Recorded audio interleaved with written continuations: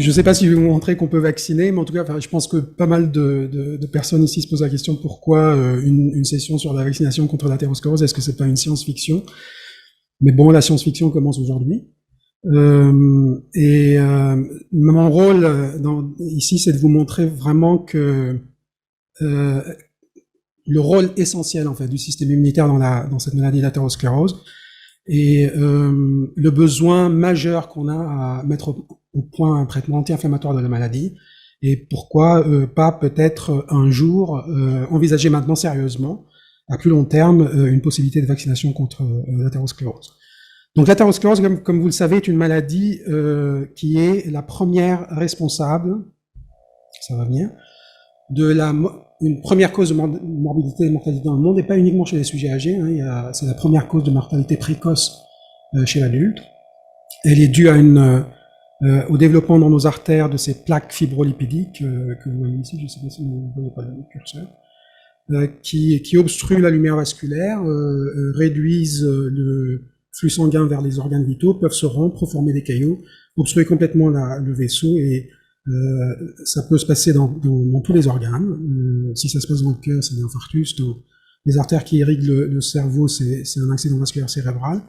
Et dans nos pays actuellement, il y a quand même à peu près un infarctus du myocarde et un AVC toutes les 5 minutes, ce qui est responsable d'une augmentation considérable de la prévalence des insuffisances cardiaques et des démences vasculaires. Et ceci le mettant en tête malgré toutes les meilleures de nos stratégies de prévention et de traitement. Donc, si ça se passe encore comme ça, c'est qu'il y a quelque chose qu'on est en train de louper et qui nous échappe. Et je pense que une bonne partie de ça, c'est notre absence de ciblage de la réponse inflammatoire dans l'athérosclérose, qui est en fait ce que je vais essayer de vous montrer, qui est la cause majeure de l'initiation de la progression de la maladie athéromateuse, l'inflammation chronique des artères. En fait, l'inflammation est tellement liée, le système immunitaire en général est tellement lié au vaisseau, que on a eu tendance récemment à appeler ça comme une unité immunovasculaire, et probablement une immunité neuro-immunovasculaire.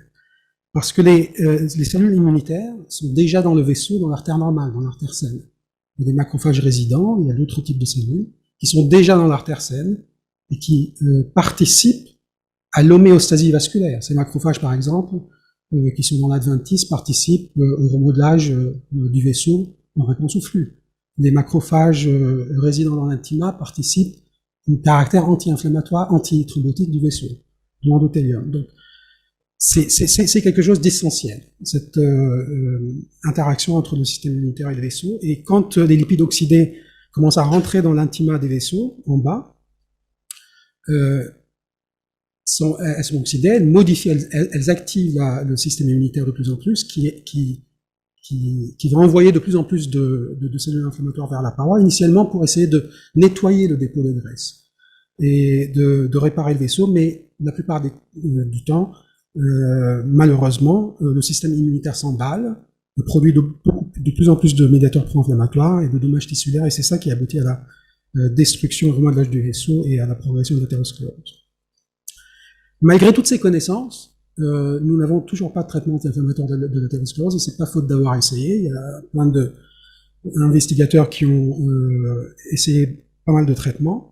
Pas mal de traitements n'ont pas marché. D'autres traitements qui ont marché, par exemple l'inhibition de l'IL-1β par l'anticorps monoclonal canakinumab, qui a réduit chez les patients avec maladie coronaire les événements cardiovasculaires de façon significative, mais avec une augmentation des effets indésirables, par exemple une augmentation significative des infections mortelles, ce qui fait que ce médicament n'a pas été approuvé pour de bonnes raisons.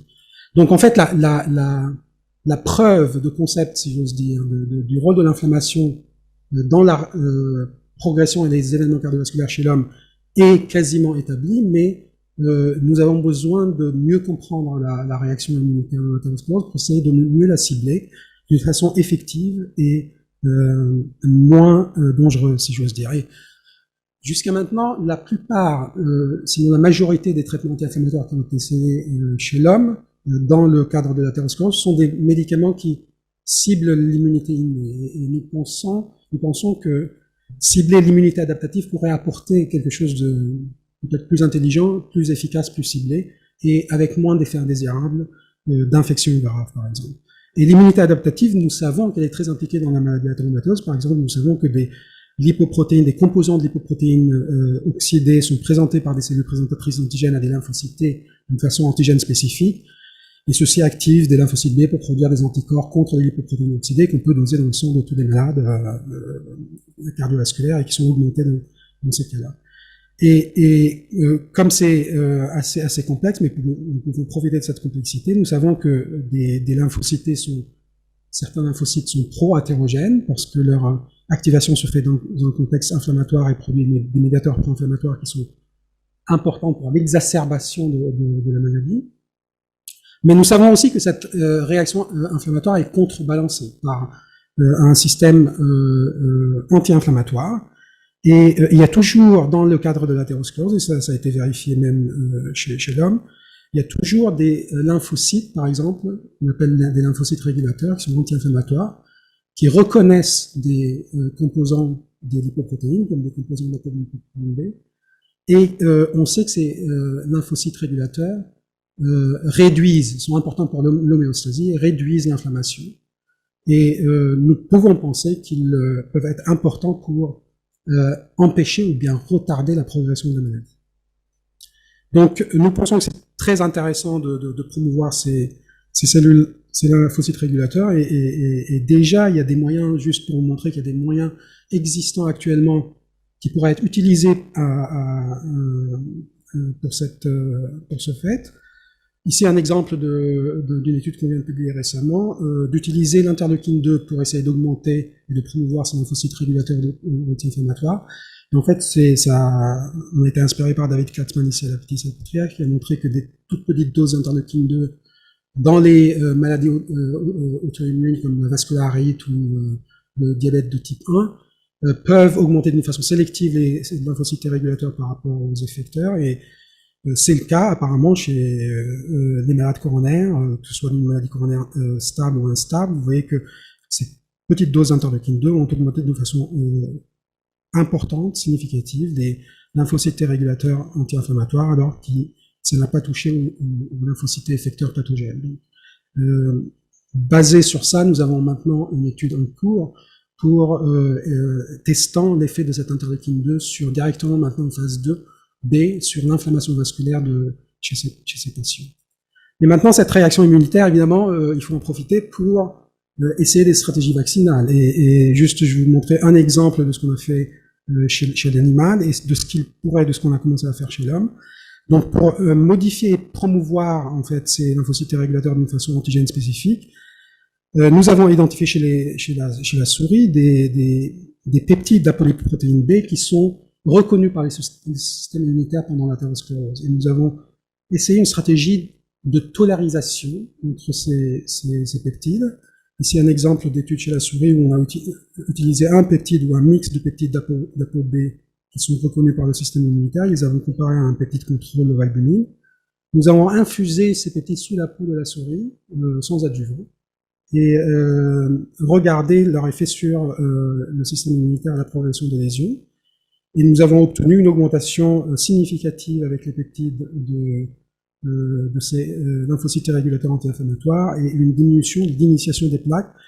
Ici, les plaques, vous pouvez les voir en marquage à l'huile rouge, des plaques graisseuses qui diminuent. Alors, ce sont des plaques qu'on appelle des fatty streaks, des stries lipidiques, mais nous avons répété des expériences avec des plaques un peu plus importantes. Vous voyez ici la quantification que l'infusion de ces peptides diminue d'une façon très significative le développement de l'athérosclérose, mais également nous avons essayé de voir si cette tolarisation pourrait limiter la progression de plaques déjà établies.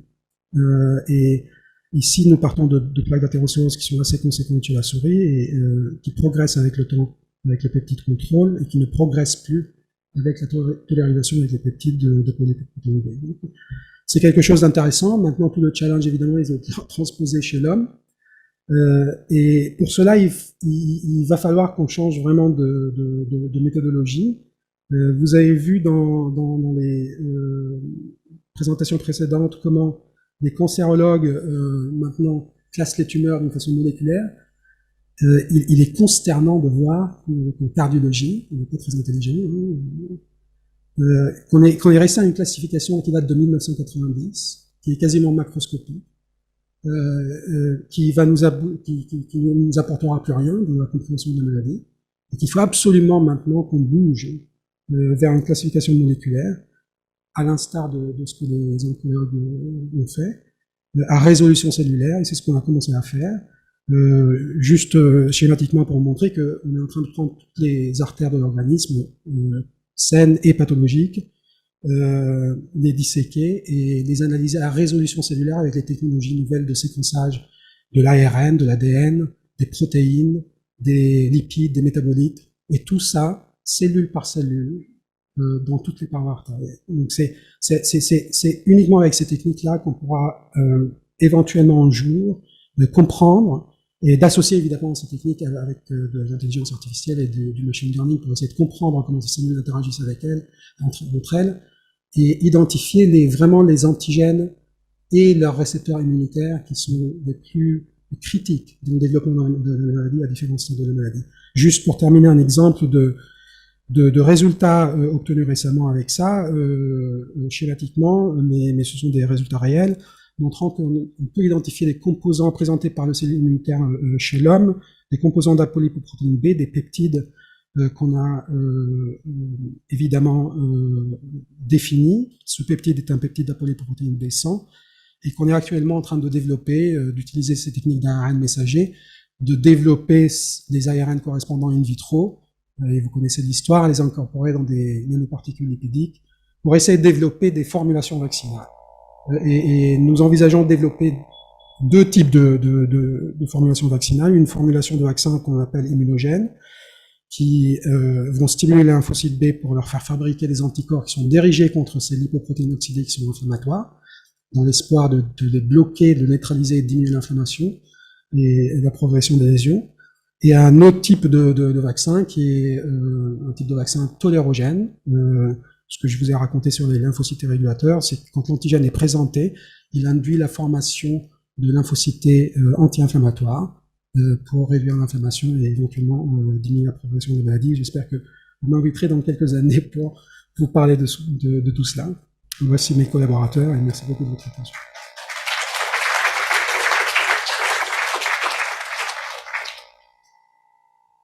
Des questions pour Ziad?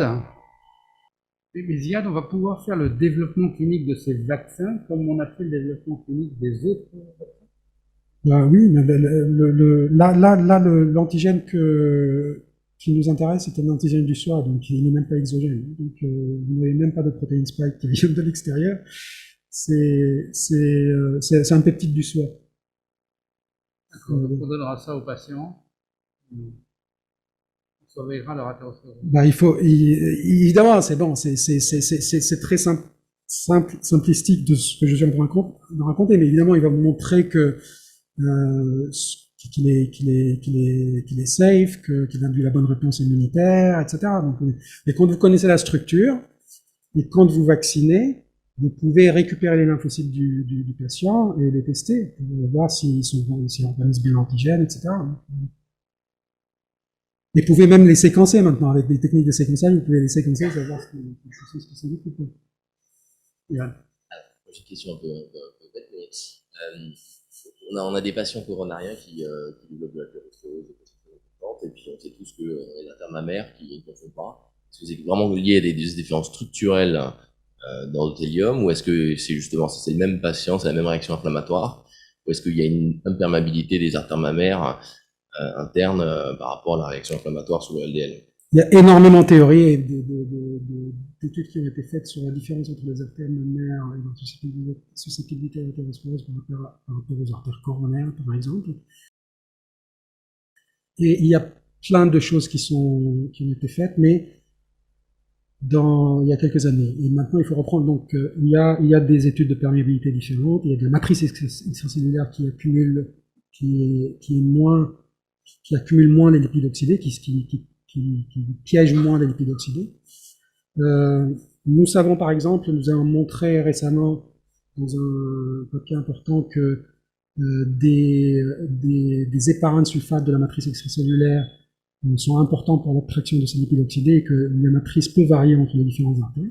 Donc ça peut être une explication. Mais ce qu'on est en train de faire maintenant, et l'origine embryologique est différente, les cellules musculaires lisses ne sont pas de la même origine embryologique, etc. Donc, mais maintenant, ce que je suis en train de dire, c'est qu'il faut reprendre tout cela, parce qu'on peut étudier ça cellule par cellule, génome entier, protéome entier, etc.